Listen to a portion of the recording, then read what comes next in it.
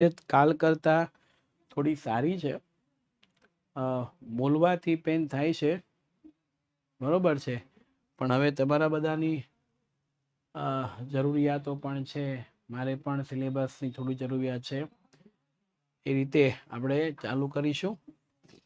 ચાલો થોડુંક ઝડપથી મને કહેશો કે ગઈકાલના લેક્ચરમાં આપણે શું ભણ્યા છીએ તે થોડુંક મને કહો, એટલે મારે એટલું ઓછું બોલવાનું થાય, અને એટલું ઓછું બોલવાનું થાય ને તો મને મજા આવે એમ, થોડુંક રાહત થઈ જાય.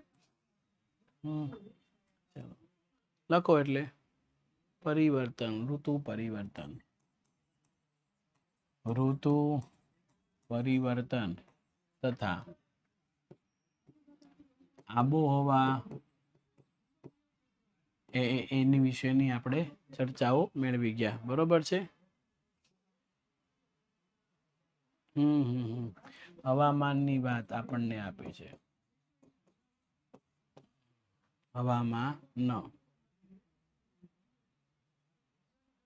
ભારતની આબોહવાની વિવિધતા, એટલે ભારતની આબોહવાની વિવિધતા.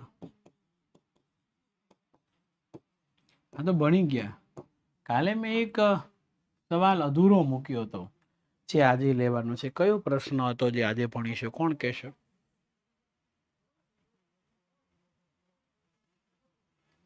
પરિબળો પણ છે ને, આ પરિબળો આખું લખો. હા, આબોહવાને અસર કરતા પરિબળો, આબોહવાને અસર કરતા પરિબળો. રેડી? તો આબોહવાને અસર કરતા પરિબળો મેં તમને કાલે કીધું હતું, 4 માર્ક્સમાં પૂછાય છે, અને મારું જે લખેલું કારવેલું છે એનાથી જ આપણે શરૂઆત કરીશું. રેડી? તો આ આપણે કાલે જોઈ ગયા હતા કે આબોહવાને અસર કરતા પરિબળો છે, પરીક્ષામાં 4 માર્ક્સમાં આપણને પૂછાય છે, બીજી અને વાર્ષિક પરીક્ષા માટે ખૂબ અગત્યના છે. એમાં અક્ષાંશ, રેખાંશ, વિષુવવૃત્ત, મકરવૃત્ત, કર્કવૃત્ત ને આ બધું આપણે જોઈ ગયા. તો સૌથી પહેલું જે વાત કરીશું એ અક્ષાંશ છે.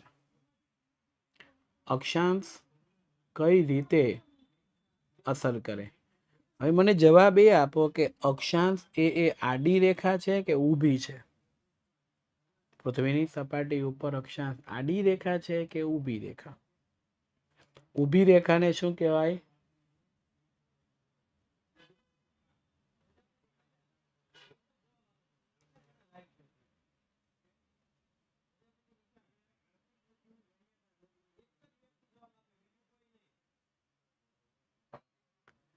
આડી હોય ને એને અક્ષાંશ કહેવાય, ઊભી હોય એને રેખાંશ કહેવાય.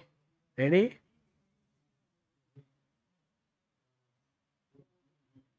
સમજ્યા? તો પૃથ્વીની આખી સપાટી ઉપર આબોહવાના પ્રકાર જે તે પ્રદેશના અક્ષાંશ પ્રમાણે બદલાય છે.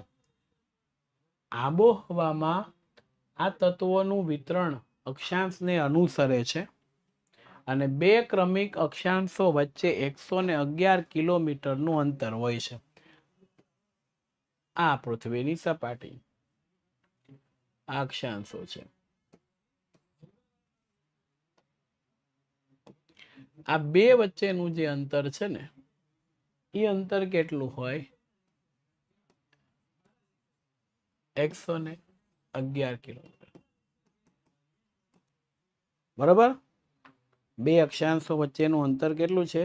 111 કિલોમીટરનું. વિષુવવૃત્તની આસપાસના પ્રદેશમાં સૂર્યના કિરણો લગભગ 12 માસ લંબ પડે, એટલે ત્યાં 12 માસ ગરમી પડે છે. ક્યાં? તો કે જ્યાં વિષુવવૃત્તની આસપાસના કિરણો છે લંબ પડતા હોય છે, ત્યાંની વાત છે. રેડી? આ મુદ્દો આપણને આપ્યો છે. બીજું, ભારત ઉષ્ણકટિબંધીય અને સમશીતોષ્ણ કટિબંધીય એમ 2 પરિસ્થિતિ વાળો ભાગ ભજવે છે.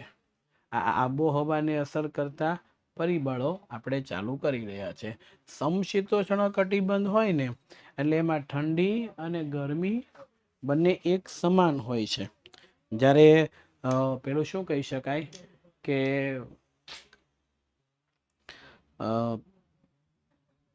આબોહવાની પરિસ્થિતિમાં ઉષ્ણકટિબંધ હોય. હા, હું ભૂલી ગયો પાછો. તો ઉષ્ણકટિબંધીયમાં ગરમી વધારજો. ઉષ્ણ એટલે ગરમી, સમશીતોષ્ણ એટલે ઠંડી અને ગરમી બંને આબોહવાની પરિસ્થિતિ હોય છે. ખ્યાલ આવી ગયો? યસ.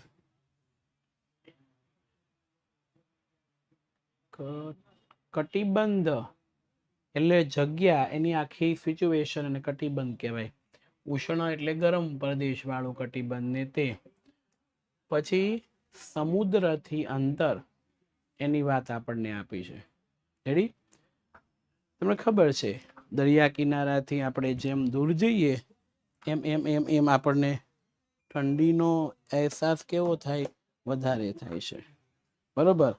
એટલે આ મુદ્દો આપણને આપ્યો છે. વોઇસ આવે છે મારો? વોઇસ પ્રોબ્લેમ હતો એવું મને લાગ્યું.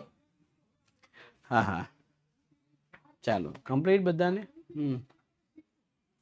નહીં, બાજુમાં સાહેબ લેક્ચર લેતા હતા, થોડોક વોઇસ એમનો વધારે હતો તો મારે એક તો પ્રોબ્લેમ અને એ થયા કરે, એટલે પછી હું બાજુમાં કહેવા માટે ગયો કે ભાઈ તમે થોડુંક તમારી રીતે સાચવો, એટલે હું મારી રીતે સાચવી લઉં.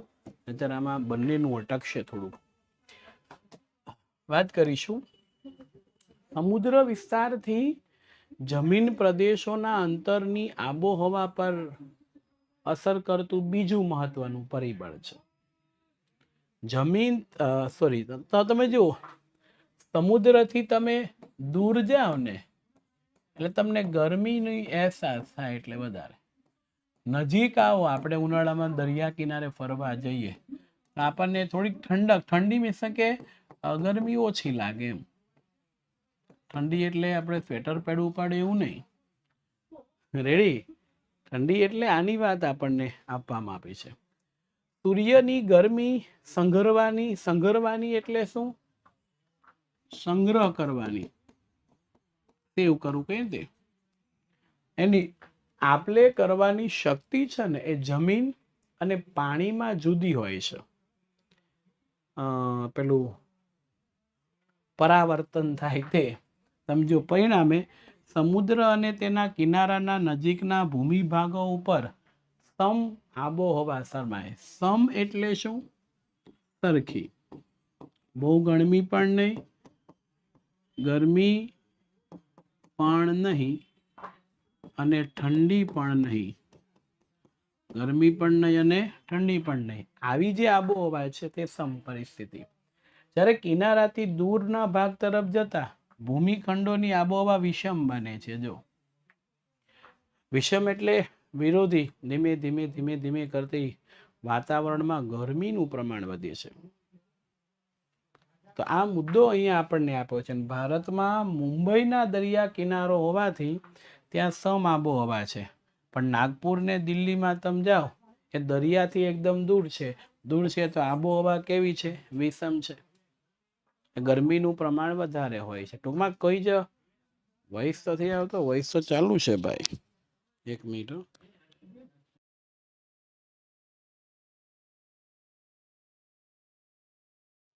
હાલો, હવે વોઇસ આવે છે? હવે વોઇસ આવે છે? વોઇસ ક્લિયર થઈ ગયો? વોઇસ ક્લિયર થઈ ગયો ને દેખાતું બરોબર હોય તો ઓકે લખજો. ઓકે, ચાલો. વાત કરતો હતો અહીંયા મુંબઈ છે દરિયા કિનારા ઉપર છે, જુહુ બીચ ઉપર કે સમ આબોહવા ધરાવતો હોય છે. પણ ત્યાંથી તમે દૂર વાત કરો, દિલ્હી છે એ દરિયાથી દૂર છે, નાગપુર શહેર દરિયાથી દૂર છે, એટલે ત્યાં વિષમ આબોહવા છે એનો અનુભવ થાય છે. એટલે બંને પ્રકારની પરિસ્થિતિ અલગ અલગ છે. રેડી? હા હા, ઓકે. ચોટી ગયું હોય કે કઈ આમ તેમ હોય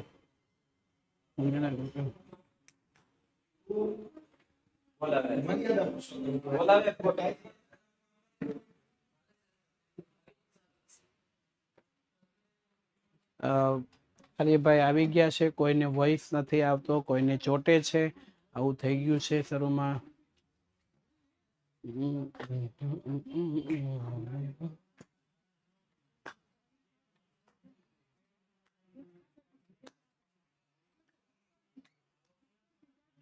રેડી? હવે બરોબર આવે છે કે નહીં? આવતું હોય તો ઓકે લખી દો. Okay ready. જે લોકોને ઓકે નથી આવતું ને એ લોકો એક વખત એપ્લિકેશનમાંથી બહાર નીકળીને અંદર જાઓ તો, અને કા પછી ક્વોલિટી લોમાંથી એ ચેન્જ કરો. હાઈ લો કરો ને, ક્વોલિટી હાઈ કા લો, high low, high low, high low, high low. હવે ઓકે? હાલો હાલો હાલો. બહુ ચોટે છે એટલા બધે, એટલે હું તો આમ સીધો છું.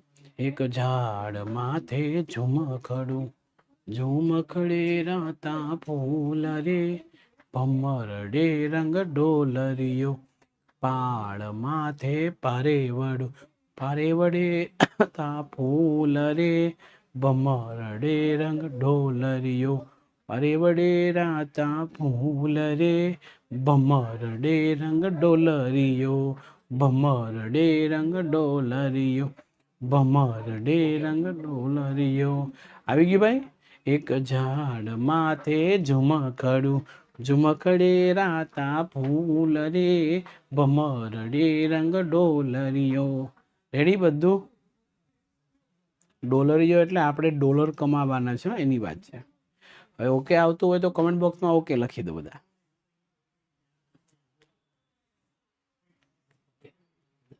રેડી? ચાલો. સમુદ્રથી અંતરની વાત કરતા હતા, જરાક આઇકોન મોટા કરતા જાઓ. તો મુંબઈ છે દરિયા કિનારાની નજીક છે. નજીક છે એટલે શું થાય? નજીક છે એટલે સમ આબોહવા ધરાવતો. અહીંયા વિષમ કેમ? દરિયાથી દૂર છે માટે આપ્યું છે. સમુદ્ર સપાટીથી ઊંચાઈ. સમુદ્ર સપાટીથી ઊંચાઈ એનું ત્રીજું પરિબળ છે. સમુદ્રના લેવલથી જેમ ઊંચાઈ ઉપર જતા જઈએ એમ પાછું થોડું થોડું ઠંડક મળે. પેલા હિલ સ્ટેશન ઉપર આપણે ફરવા જઈએ, સાપુતારા છે, પેલું બળે નહીં એને મહાબળેશ્વર કહેવાય, તો આ બધું છે ને એની અંદર છે. રેડી? ચાલો જોઈશું. સમુદ્રથી સપાટીથી ઊંચાઈ એની વાત આપણને આવે. જો બરોબર દેખાય છે, વોઇસ બરોબર આવે છે તો મને ઓકે લખો ને જરાક. ઓકે લખો ને, બરોબર આવતું હોય તો, સંભળાતું હોય તો, ક્લિયર હોય તો. હલો, બરોબર આવતું હોય તો ઓકે લખો કમેન્ટ બોક્સની અંદર. રેડી? કમ્પ્લીટ આવે છે કે નહીં એ તમારે મને ઓકે લખીને આપવાનું છે.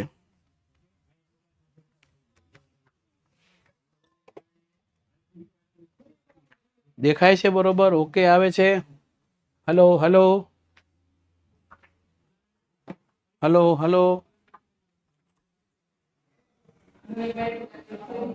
હલો.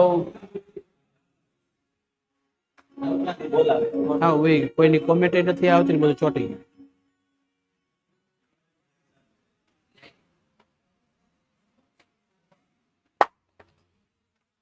હાલો હાલો, કોમેન્ટ બોક્સ ને બધું મને કહેજો. હાલો, હવે બરોબર આવે છે કે નહીં જરાક મને કહેજો. આપણે સમુદ્રથી ઊંચાઈ લેવલ આવી ગયું, કમ્પ્લીટ થઈ ગયું. આડું ગજબનું છે, હું કરું ત્યારે ન આવે, તમે જે કરો હું કરું એ જ તમે કરો તો પાછું આવી જાય. આ પેલું છે ને હાથ વર્તે છે, એ પેલું હાથ વર્તે છે, સમજાણ? હા એવું છે. એ હાથ વર્તે એટલે ફટાફટ સટ સટ સટ બધું થવા મળે. હવે જેને નથી આવ વોઇસ બધાને આવે છે. જેને લોકોને વોઇસ અને દેખાવાનું ક્લિયર હોય ને ઓકે લખે. બહુમતી જેની હશે એ સાચું હશે. ઓકે, હવે જેને તકલીફ છે એને ક્વોલિટી હાઈ લો કરો કા લો હાઈ કરો. ફોન એક વખત બંધ કરીને ચાલુ કરી દો, કા એપ્લિકેશનમાંથી બહાર નીકળીને અંદર જતા રહો. બરોબર છે?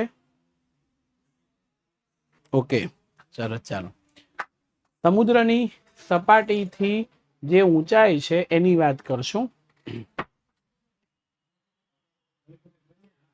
જેને હવે તકલીફ છે એ લોકો આપણો હેલ્પલાઇન નંબર કોઈ લખી નાખો, 2-3 જણા એના ઉપર સંપર્ક કરો, લખી નાખો આ નંબર ઉપર સંપર્ક કરો, તકલીફ છે એ લોકોને.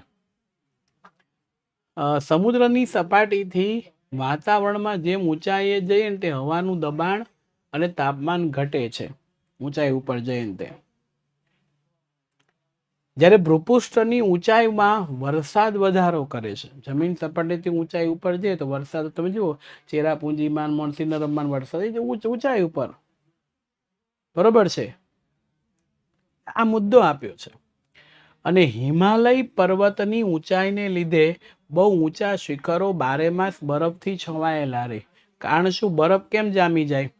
રીઝન પહેલું તો કે વરસાદનું પ્રમાણ વધુ, રીઝન બીજું કે તાપમાન કેવું થઈ જાય? ઘટી જાય.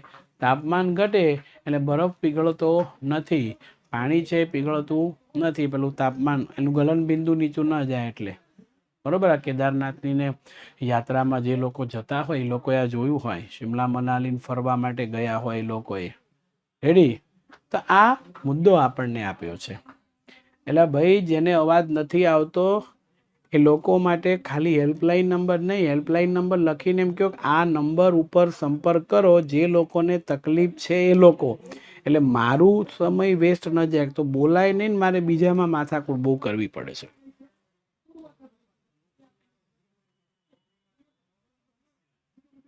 સમજાવો? રેડી? એ સાંભળતા તો નથી, જેને અવાજ નથી આવતો, શું પ્રોબ્લેમ છે તો એને ખ્યાલ આવે ને. એટલે તમે નંબર લખ્યો તો એને એમ થાય ખાલી નંબર લખ્યો છે, એકબીજાનો ફોન નંબર આપે છે એવું થાય. ચાલો, તો ભેજવાળી હવા ઊંચે ચડતા ઠંડી બને છે. સાપુતારા આપણે જેમ જળવા મળે એટલે ઠંડુ ઠંડુ લાગવા મળે, અને ત્યાં વૃક્ષો વધારે એટલે વરસાદનું પ્રમાણ વધારે, બરોબર છે. બસ આ ભાઈનો આભાર, કહી દીધું કે ભાઈ આ નંબર ઉપર પ્રોબ્લેમ સોલ્વ કરો. અસમ, મેઘાલયના જે પહાડી વિસ્તારો છે એ જેમ ઊંચાઈ વધતી જાય તેમ વરસાદનું પ્રમાણ વધતું જાય. અને સામાન્ય પરિસ્થિતિમાં પૃથ્વીની સપાટીથી ઊંચે જતા 165 મીટરે 1 અંશ સેલ્સિયસ એટલે કે સરેરાશ 1000 મીટરે 6.5 અંશ સેલ્સિયસ તાપમાન ઘટે. આ ઓબ્જેક્ટિવમાં પૂછાય. ઊંચાઈ ઉપર જતા 165 મીટરે કેટલું? 1 અંશ સેલ્સિયસ તાપમાન ઘટી જાય છે. એટલે આ તાપમાનનું પ્રમાણ ઘટતું જાય એટલે ગરમીનું પ્રમાણ ઘટે, ગરમીનું પ્રમાણ ઘટે, ઠંડીનું પ્રમાણ વધે. રેડી? તો આ મુદ્દો આપણને આપવામાં આવ્યો છે. બીજું વાતાવરણીય દબાણ અને પવન. અહીંયા મારે તમને એક ક્લિયર કરવું છે. હલકું દબાણ શું છે અને ભારે દબાણ શું છે? આ ખાસ જરા ધ્યાન.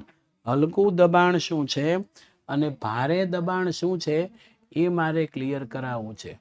ઓકે? હલકું દબાણ અને ભારે દબાણ વિશેની ચર્ચા. તો ભારત ઉત્તર પૂર્વીય વ્યાપારી પવનો વાળા ક્ષેત્રમાં આવેલો છે. વ્યાપારી પવન કેમ કહેવાય? તો કે ઉત્તર પૂર્વ દેશોમાંથી, યુરોપ ખંડમાંથી પેલા વહાણોની અંદર બેસી અને વેપાર કરવા માટે લોકો છે ને એ આવતા, ઉત્તર અને પૂર્વ બે દિશાની વચ્ચેથી, એટલે એને વ્યાપારી પવન કહેવાતા.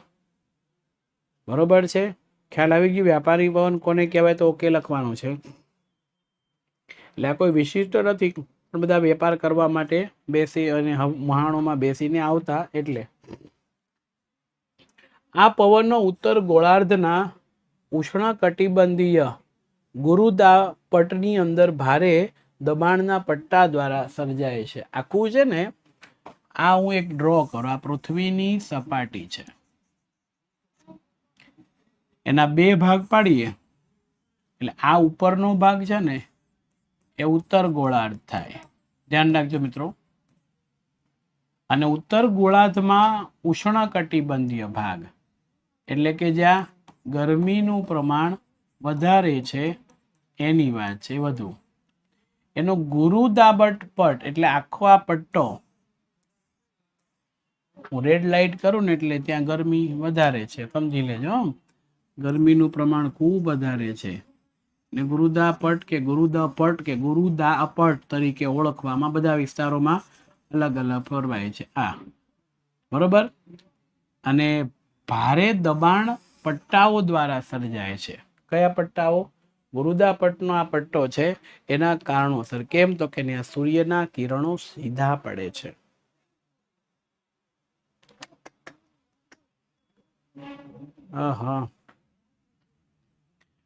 જયભાઈ, તમે અમારી સાથે છો અને તમારો પ્રશ્ન બહુ વ્યાજબી છે. અહીંયા તમે એવું પૂછ્યું છે કે વિષુવવૃત્ત એટલે શું? ખરેખર જયભાઈ, મારે તમારા ઘરે ફોન કરવો પડશે. નંબર 92653247, પછી 2 આંકડા નથી બોલતો. ગઈકાલે આ બધું ભણાવ્યું તો તમે એ જોયું જ નહીં હોય. વિષુવવૃત્ત કોને કહેવાય, મકરવૃત્ત કોને કહેવાય, કર્કવૃત્ત કોને કહેવાય, એની ચર્ચા કરી. આજે શરૂઆત થઈ ત્યારે પણ મેં એની વાત કરી આ લેક્ચરની અંદર. તો હવે પાછા પ્રશ્ન આવશે. યસ જયભાઈ, જવાબદારીમાંથી છટકો છો. તમે એમ કીધું ને કે કાલે હું નહોતો. જયભાઈ, હમણાં જ ફોન આવશે, તમે જુઓ. કાલે હું નહોતો તો તમારી જવાબદારી છે કે આજનો લેક્ચર જોતા પહેલા ગઈકાલનું રિવિઝન કરવું, જે તમે નથી કર્યું. ફી ભરી છે આપણે અહીંયા, મફત તો અમે તમને ભણાવતા નથી. એમાં સોરી નહીં ચાલે. તમે તમારી જવાબદારીમાંથી છટકો છો. તો ખાલી ખોટું મારાથી બોલાતું નથી. હું કેમ કરીને લેક્ચર લઉં છું ને મારું મન જાણે છે.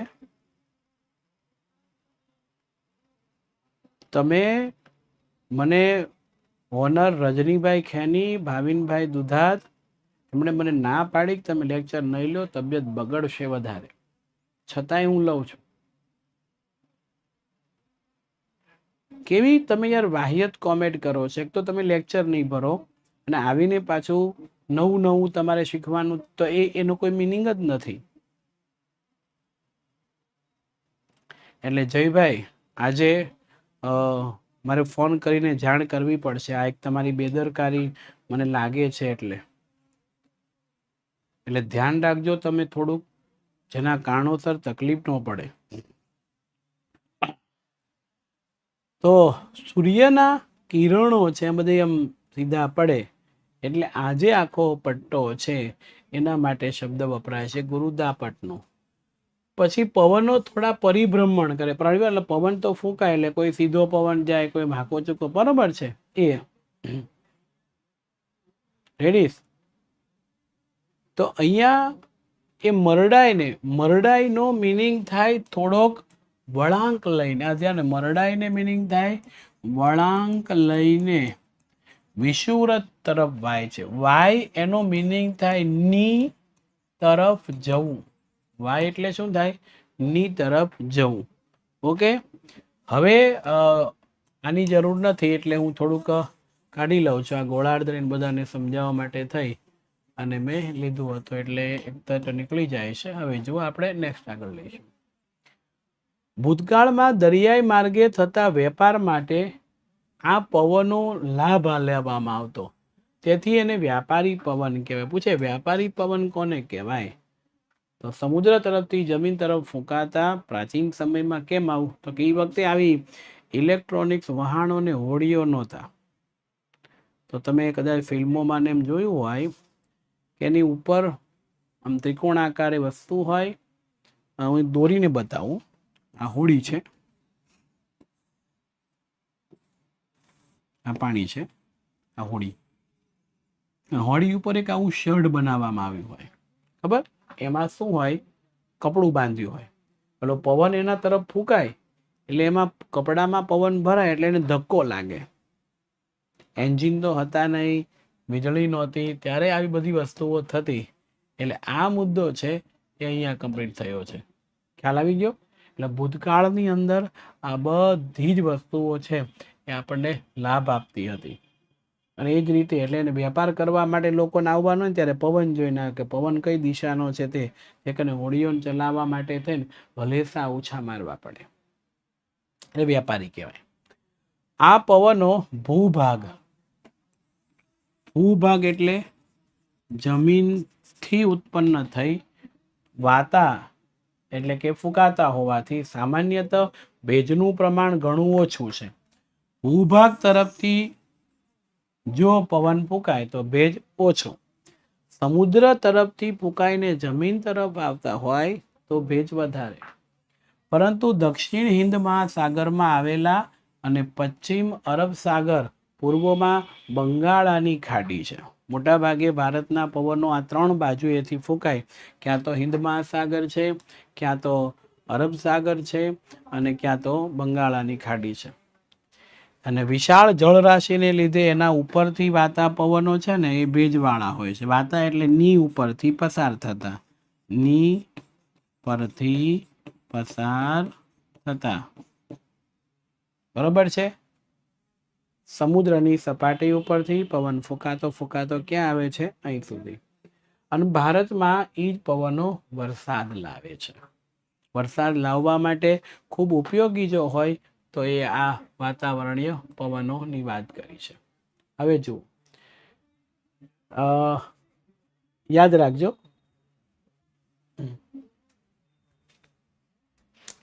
પેલા મુદ્દાની સાથે જ છે, આ મુદ્દાની સાથે જ છે, પણ આને થોડુંક મહત્વ વધારે આપવાનું છે. કેમ?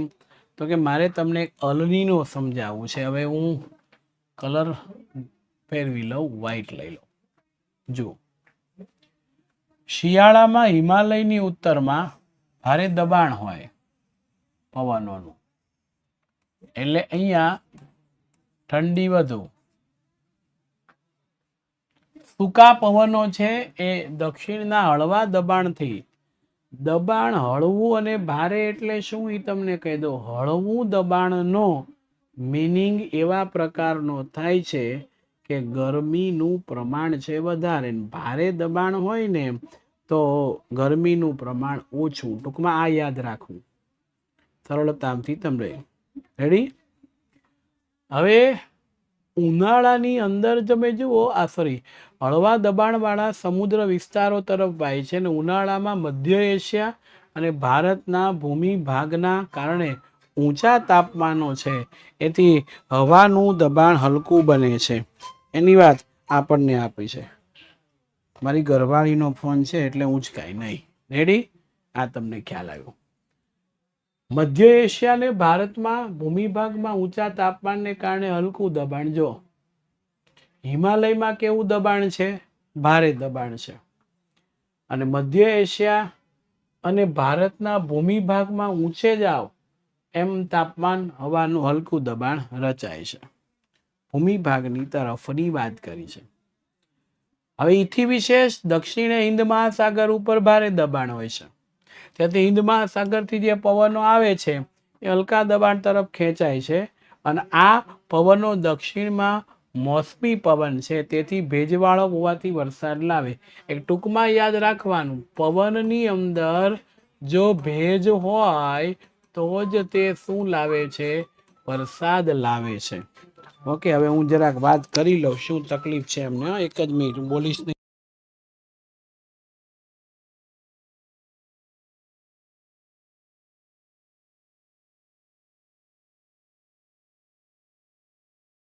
ભણાવવાનો તમને પ્રયત્ન કરું છું, તો બધા વિદ્યાર્થીઓ થોડુંક ધ્યાન રાખજો. અને આવી ગયું હોય તો કમેન્ટ બોક્સમાં હાય, ઓકે, હેલો એવું કંઈક લખજો, જેનાથી કે ઓકે સરસ. ચાલો, વાત કરતું તો સરનો હા, ઓકે. વાત એ થઈ રહી હતી કે તમે હિમાલયની ઉત્તરે દબાણ વધારે, દક્ષિણમાં દબાણ ઓછું. અહીંયા મોસમી પવન કહેવાય. અને ભારતીય વિસ્તારથી દૂર આવેલા કેટલાક પ્રદેશમાં ક્યારે વિશિષ્ટ ઘટના આકાર લે છે, જેને આબોહવાની દીર્ઘકાલીન પ્રણાલી કહેવાય છે. અને આ આબોહવાની દીર્ઘકાલીન પ્રણાલી એ સમય પૂરતો થોડો તફાવત સર્જાય છે. આ તફાવતને શું કહેવાય છે? એની વાત છે કે ભારતના હવામાન ઉપર ઊંટ સ્ટ્રીમ અને પશ્ચિમી વિક્ષોભ, જેને વેસ્ટર્ન ડિસ્ટર્બન્સ કહેવાય, આપણે કહેવાય હું ડિસ્ટર્બ થઈ ગયો, ડિસ્ટર્બન્સીસ, અને અલ નીનો, આઈટીસી ઝોન જેવી ઘટનાઓ અસર કરે છે. આમ છતાં એકંદરે મોસમી આબોહવા જળવાય. હવે આવી બધી ઘટના થાય ને એ શું છે હું તમને કહી દઉં, કશી સમજ ન પડે તો પ્રણાલી એટલે આખી પરિસ્થિતિનું સર્જન થાય. અને આ આખી જે પરિસ્થિતિ છે એ પરિસ્થિતિની અંદર શું થાય તો કે આ એક ચિત્ર બતાવું. આ અલ્નીનો છે. સમુદ્રની સપાટીથી આગળ જાઓ એટલે વરસાદનું પ્રમાણ વધે. પછી સમુદ્રથી આગળ જાઓ વરસાદ વધતો જાય. પછી જેમ જેમ જેમ એમ આગળ જાવ ને એમ ઘટે. ગુજરાતમાં વરસાદ વધારે તો રાજસ્થાનમાં ઓછો હોય. રેડી? આઈટીસી ઝોન એટલે એવા પ્રદેશો કે જ્યાં વાતાવરણનું દબાણ ભારે સર્જાતું હોય, વરસાદ અનિયમિતતા પડતા હોય, કોઈ વિક્ષોભ આવતો હોય છે, એવા પ્રદેશો એની વાત અહીંયા કરે છે આઈટીસી ઝોનમાં. ટૂંકમાં બધું ખબર ના પડે તો મગજમાંથી કાઢી નાખો. એટલું યાદ રાખવાનું કે જ્યારે હવામાનમાં અચાનક ફેરફાર થાય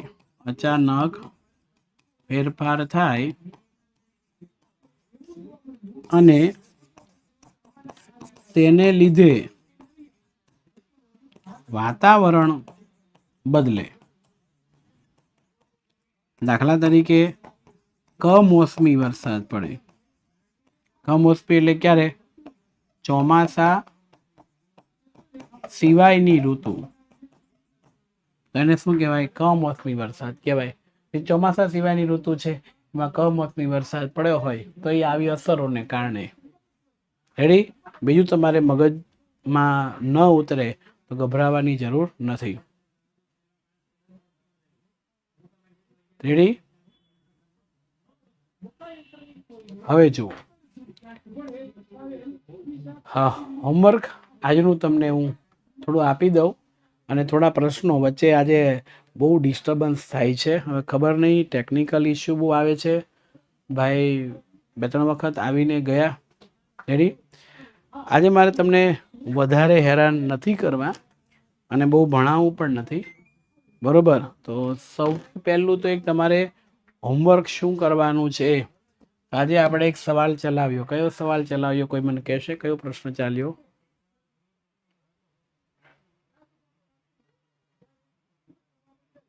કયો સવાલ ચાલ્યો?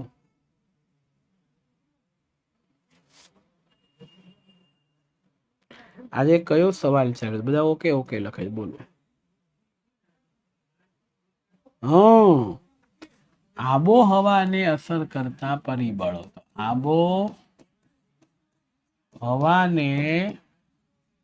અસર કરતા પરિબળો 4 ગુણમાં પૂછાય છે. ખૂબ જ અગત્યનો પ્રશ્ન. એક વખત હોમવર્કમાં લખવાનો છે. આજે ખાસ ધ્યાન રાખશું. અને હવે જે મારે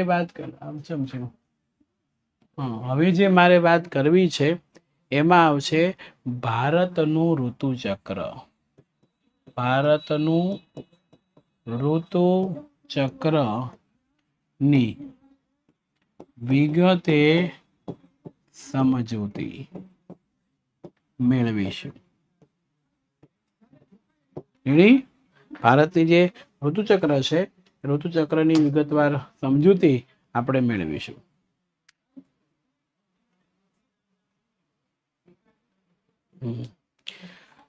હવે કોઈને કંઈ તકલીફ હોય, સમજણ ન પડી હોય, કોઈ પ્રોબ્લેમ ઇસ્યુ હોય તો જરાક મને કહો, એટલે એનું થોડુંક સોલ્યુશન આપણે કરી શકીએ.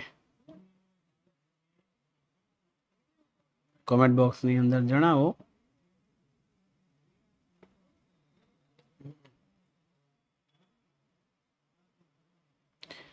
ડાઉટ નથી એવા તમારા કોમેન્ટ છે પણ હોય તો કહી દેજો. રેડી? નેક્સ્ટ લેક્ચર આવશે ને ત્યારે આખું આ જે ઋતુચક્ર છે ને એ ઋતુચક્રની આપણે બહુ મસ્તીની ચર્ચા કરીશું. અને એ ચર્ચા કરવા માટે આપણે દૂર દૂરથી અહીંયા ભેગા થવાના છે. એટલે દૂર દૂરથી એટલે તમે બધા અલગ અલગ સિટી વિસ્તારમાં હો ને હું સુરતમાં હોય. આના પછી ક્લાસ છે એ તમારો ડાઉટ છે?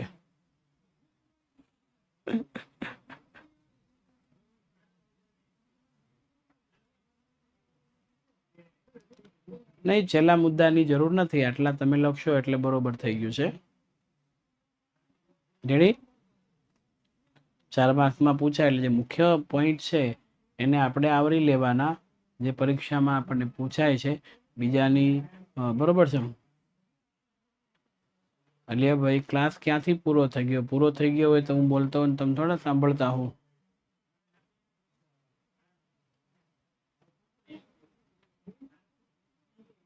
પૂરો થઈ જાય તો માણસ સામે હોય, બિચારો પૂરો થઈ ગયો હોય.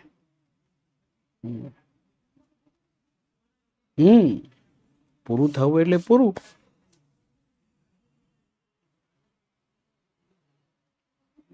હા, જો તો ખરી.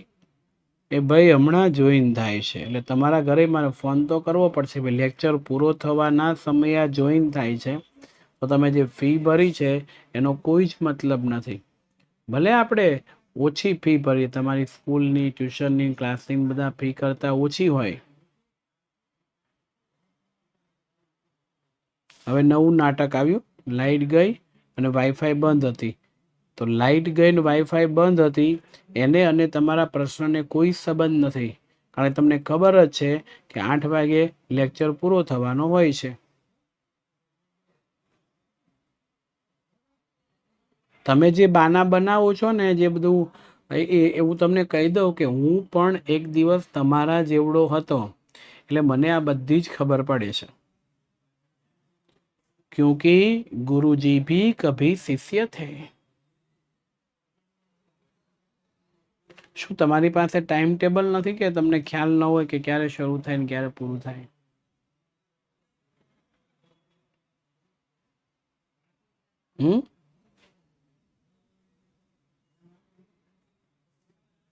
ચાલો, હવે ફરીથી આપણે નેક્સ્ટ લેક્ચરમાં મળીશું.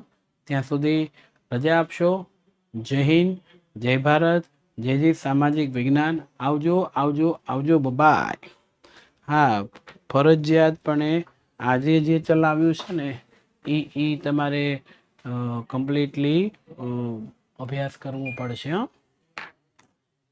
બોલું છું એમાં ખ્યાલ આવે છે?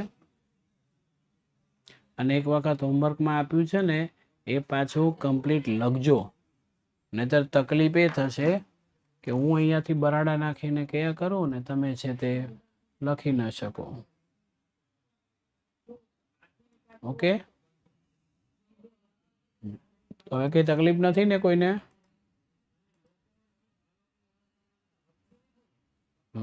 કયો સવાલ લખવા આપી પણ લખો તો.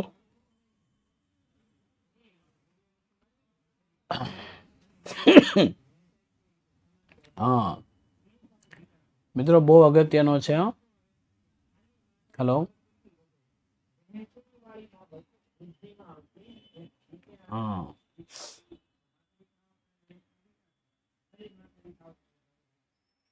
ઓકે, ચાલો આવજો. Bye bye.